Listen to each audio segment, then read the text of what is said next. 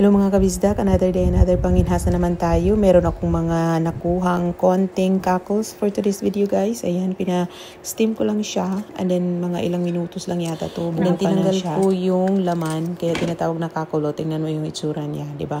Yung shell niya, kinip ko lang and then nilinis ko yung kakol, yung tiyan niya. Tingnan mo, may laman. Uy, di ba?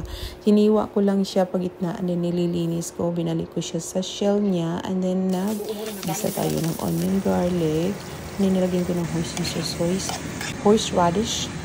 Ayan, binalik ko yan siya doon sa shell. I-boil lang natin ito ng ilang minuto hanggat mag-crispy siya. Pagkatapos, lagyan natin ng cilantro para mabango at fresh. Ayan, ready na.